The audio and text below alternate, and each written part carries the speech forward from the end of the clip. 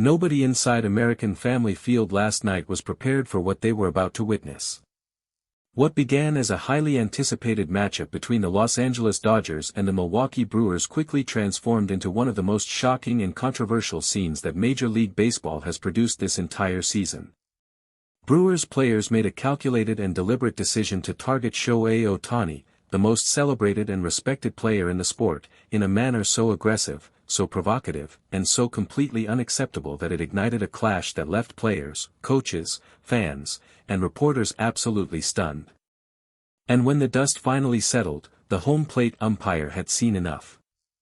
The Brewers' second baseman was ejected. And the baseball world was left demanding answers.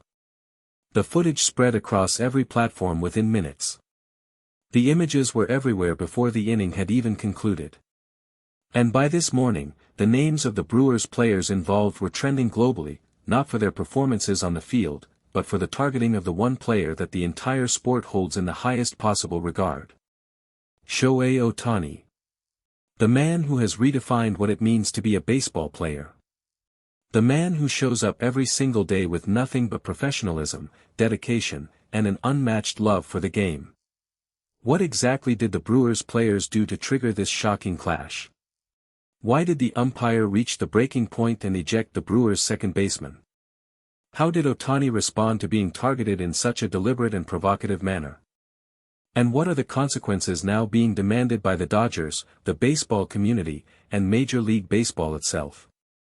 The full story is more explosive than anything the headlines have captured, and it starts long before the first pitch of last night's game was even thrown. To understand the full magnitude of what unfolded at American Family Field last night, it is essential to go back to the days leading up to this series. Sources close to the Dodgers organization revealed that there had already been an undercurrent of tension building between these two teams well before they even set foot on the same field.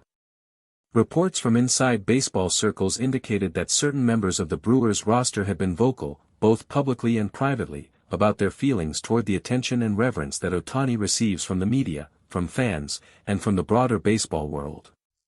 Multiple reporters who cover the National League confirmed that the attitude within parts of the Brewers clubhouse toward Ohtani had been noticeably edgy heading into this series.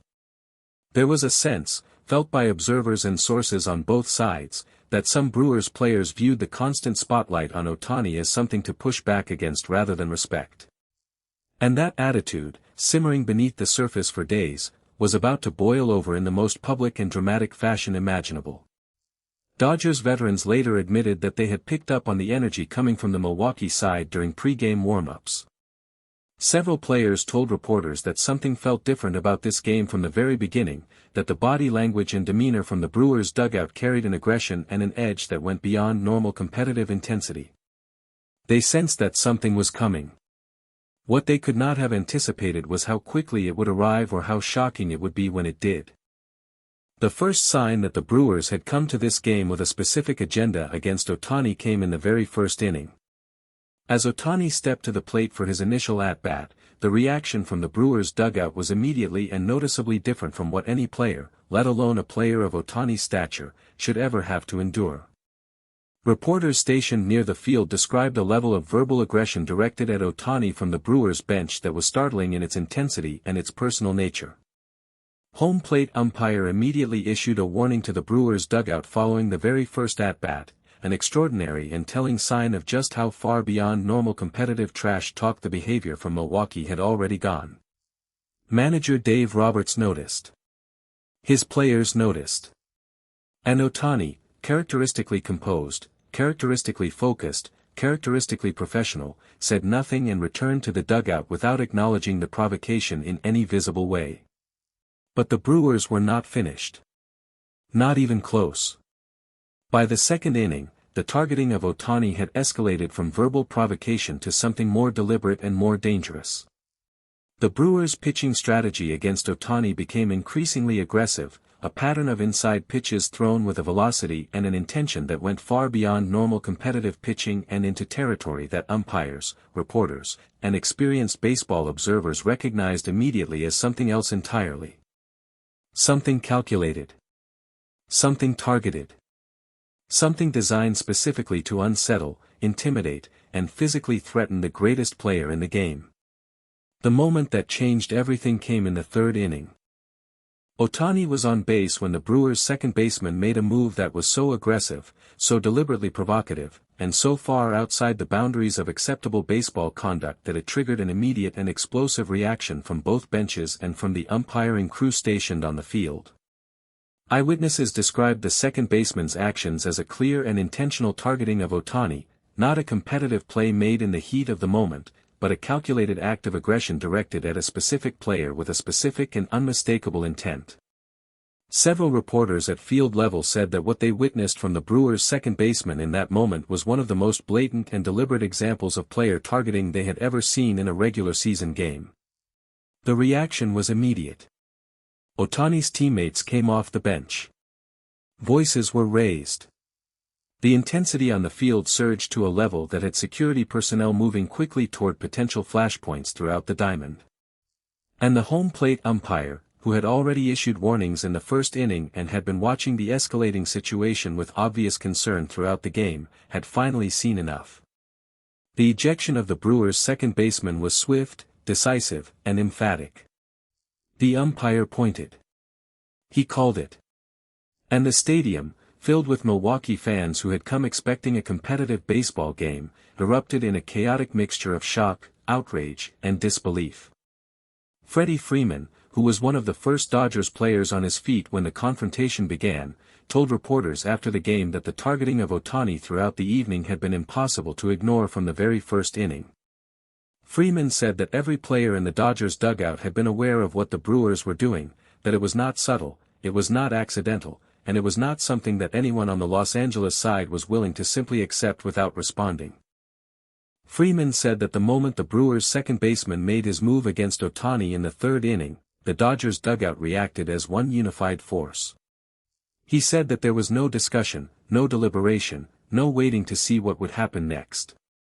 Every player moved because every player understood that their teammate, the greatest player in the world and one of the finest human beings any of them had ever shared a clubhouse with, was being targeted in a way that demanded an immediate and collective response.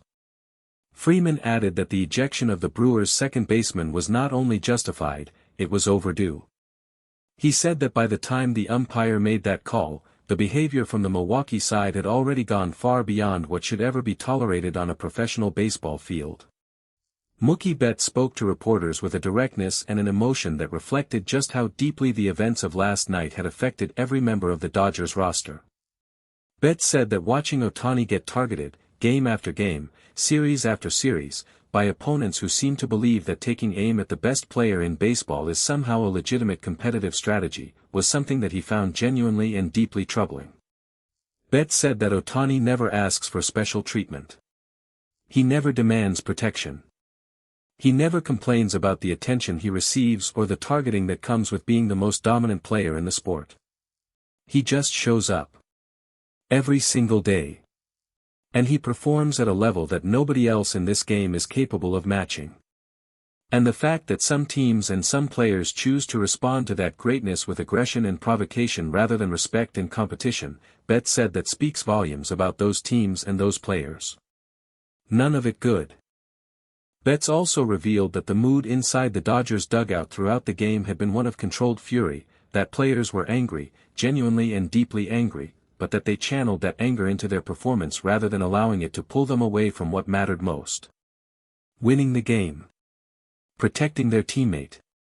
And making sure that the Brewers understood clearly and completely that targeting Shohei Ohtani would never, under any circumstances, go unanswered. Manager Dave Roberts delivered one of the most powerful and direct post-game press conferences that reporters who cover the Dodgers could remember. Roberts said that what the Brewers did last night, the deliberate and escalating targeting of Ohtani from the first inning through the third, was something that the entire baseball world should be discussing and condemning with the urgency and seriousness it deserved. Roberts said he was proud of how his players responded to an extraordinarily provocative and difficult situation. He said that the Dodgers showed exactly the kind of character and unity that defines this team, that they stood together, they supported their teammate, and they never lost sight of what they came to that ballpark to do. He said that Ohtani, as always, handled the situation with a grace and professionalism that set an example for everyone watching. Roberts also confirmed that the Dodgers organization had already been in contact with Major League Baseball regarding the events of last night and that the organization was formally requesting a thorough review of the Brewers' conduct throughout the game.